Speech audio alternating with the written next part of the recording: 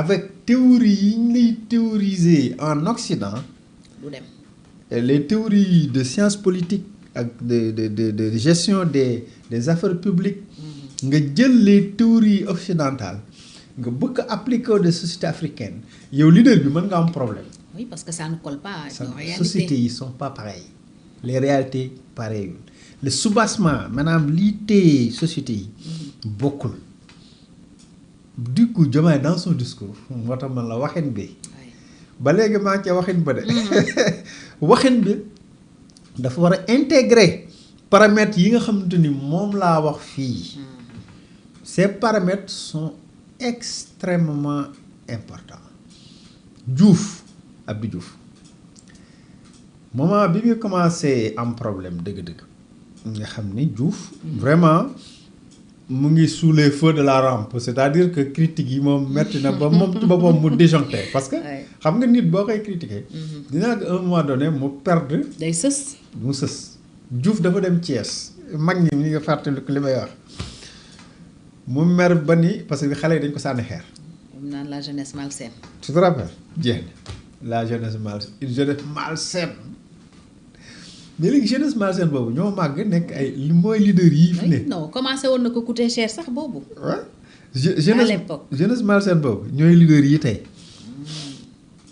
mooy ñoom Fada ñii gars yi ñoom Talla Sylla ñu koy nuyu moo fi nekkoon démb sunu moo Talla ñu ngi koy nuyu di ko ziar mais ñooñu la c'est la jeunesse malsaine. léegi nag gis nga yooyu moo tax il faut faire très attention ci approche yi c'est-à-dire yow li ngay wax ni nga koy waxee posture bi ngay waxee da nga koy vérifier en fonction de la dynamique et du contexte. et maa ngi leen ko doon wax benn jour temps yi ñu commencé fu ne ñu fay dem. di dem Mali di dem Burkina di dem Côte d'Ivoire di dem laa leen ni gars yi gis nga réew yooyu ngeen di dem réew yooyu dafa am réew mu nekk dafa am psychologie bu muy fonctionner. boo xam ne bokkul fondamentalement toujours ak suñu yos. au Sénégal. donc boo demee ci société yooyu da ngay adapter say discours ak say postures parce que ñaar yooyu dafa am solo la posture et le discours ñaar yooyu dafa am solo maanaam ni nga war a taxawee taxawaay bi nga war a taxaw. ak waxin bi ngay waxee. pas li ngay wax. ok parfois li nga wax sax duñ ko déglu. waaw mais ni nga koy waxee. waaw ñoom sax déglu ñu ñaare. le contenu n'intéresse pas. discours bi ça passe bii Sonko demee Mali benn jour mu ni dafa wax benn mot mu ni il faut pas céder à l'émotion. Maliens yi wax boobu. voilà Senghor loolu la waxoon l'émotion est nègre. le gars yi veut dire qu'on réfléchit pas. bon ils l'ont mal interprété. fekk sax moom. jublu si loolu waaw jublu sori na sax ko bi jublu ci loolu mais wax ni rek nañu gën a serein nañ dal et cetera mais ci ni ñu ko interprété ñoom dañ ab sénégalais la bu hautain ñëw fii yëg boppam def boppam tubaab waaw yooyu ñëw fii dañu jaay naan yéen da ngeen émotif yooyu loolu lañ ko gisee de c'est-à-dire que yàq na bëri wala c'est-à-dire en fait li ma bëgg wax fii aussi c'est pareil c'est-à-dire que actuellement discours bii la nit ñi gën a diglu est-ce que xam nga lu tax. oui parce que mooy discours bu njëkk après bi coow li tàmbalee. discours bii nag moom. oui ce sera un discours. c'est un discours très attendu. très attendu te quand un discours très attendu il est dangereux. parce que il est dangereux parce que moo boo wax. il est dangereux pour le président. waaw parce que émetteur xam nga communication entre l'émetteur et le récepteur. maanaam diggante kiy wax. ni ngay waxee ni ñuy déggee ak kiy dégg. diggante bi dafa bari lu fiy jaar. lu ne xaj na ci. on parle même de bruit lu ne ñu koy wax.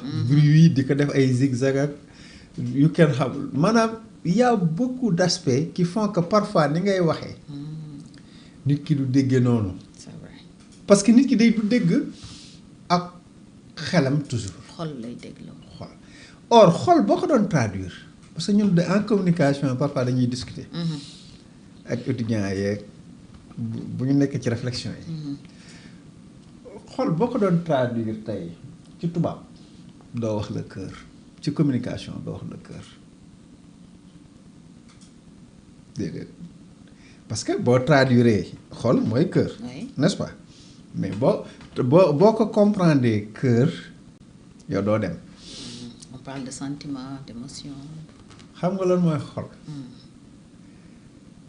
diggante xel ak xol c'est la conscience et le subconscient c'est pas le cœur de c'est le subconscient parce que nit ñaari degré la dafa am conscience am subconscience léegi nag ci subconscience boobu ci la lépp mooy magasin bu mag ba fa la lépp dajaloo loo mës a dund ci àddina fa la dajaloo depuis bi nga juddoo nag avant ngay judd sax d'ailleurs avant ngay judd benn stock la te subconscient mooy guider nit dëgg-dëgg mais pas sa xel sa conscience parce que tey par exemple ñii spécialistes yu mag yi def publicité ñoo visé wuñu sa conscience de xam nga fan la ñuy visé subconscience la ñuy visé nit ñi di ko traduire suñuy langue xol parce que fa nga denc li nga mës a fa nga am magasin denc mais du xol bi de ca xel ma la bokk mais dafa bokk da di côté bu nëbbu ba da di côté bu nëbbu ca xel ma nga xam ne nekk amoo ci conscience mais mu nga ca suuf ma nga fa toog mais muy guider le reste ay étage la ñaari étage la deuxième étage bi moom la ñuy wax premier étage bi ci suuf wala boog rez-de-chaussée bi moom la ñuy wax xol mais mooy subconscience garaaw na garaaw boo xam ni dara du réer loo mësul et ça explique beaucoup de choses oui moo tax même en criminalité lors des assises genre bu ñuy juger des criminels dañuy dem seeti démbam jeex na fait l'enquête de personnalité comprendre na léegi fan la juddoo nan la yaroo si yan condition la màggee et parfois loolu day indi sax ñu dawal man j'ai assisté à beaucoup de procès comme ça dinañu gis dara ci xale wu nit ki waaw teg ko comme circonstance atténuante si am yuñ ko baal waaw ndax waaw le subconscient wala waaw dëgg la wala dëgg la j'ai assisté à wala fait justificatif oui soit mu nekk circonstance atténuante wala mu nekk fait justificatif mooy li nga wax noonu mooy li ma lay expliquer du coup subconscient boobu amul lu nit ku dund ci àddina muy lu neex wala lu naxari te nekkul foofu peut-être moom mën na ko fàtte mais rez-de-chaussée immeuble am conscience am téye na ko léegi nag ñiy def ci publicité loolu lañ xam ba nga xam dañ lay wax bu ñàkk fayda nga ni waa kii def publicité mi dafa maa teg xale wala lan wala dafa ma respecté wul ndax yenn saa ñuy publicité lu ñàkk fayda lañ lay wax mais visé wuñu sa conscience dañoo bëgg nga dugal que sa subconscient au point que bis boo demee marché bis boo koy jënd doo ko tey parce que xam nañ ni nit ki subconscience moo koy guider lu mu gis lu mu et dund non pas sa conscience léegi dañuy jël publicité bi martelé ko par exemple la règle des 3 fois 9 égale 27 par exemple publicité bi ñu jàllale ko ci 3 rajo bu nekk 9 fois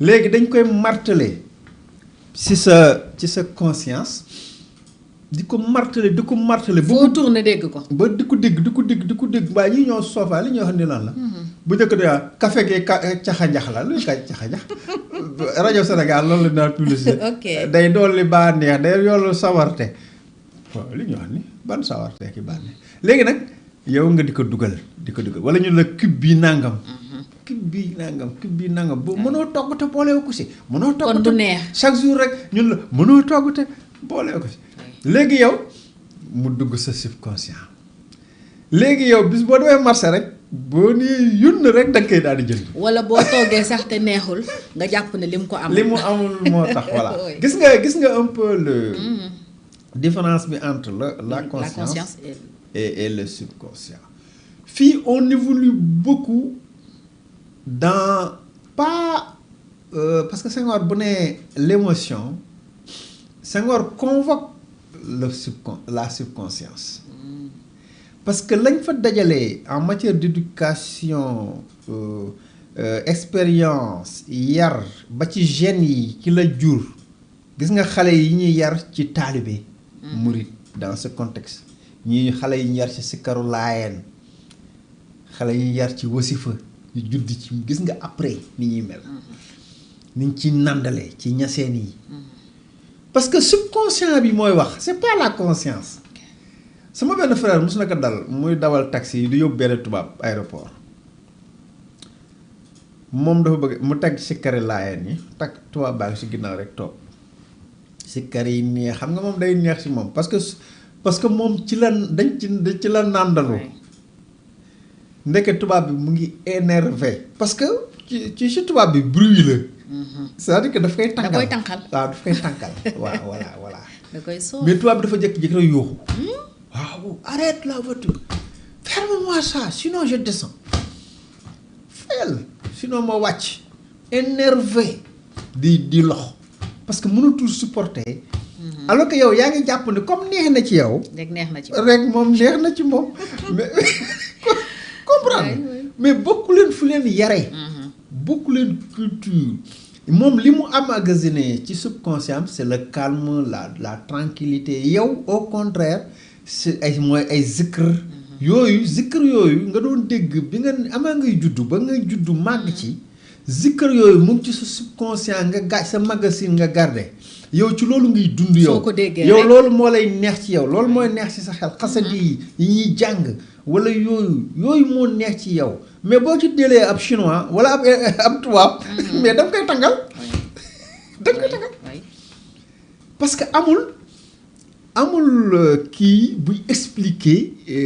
lu war a tax mu bëgg loolu waaw loolu tax mu en néonatologie par exemple jigéen bu wannee lor. waaw li muy déglu. waaw bu doom ji nekkee ci biiram ñaare bu doom ji juddoo lu mu jooy bu ko tegee xale bi day noppi parce que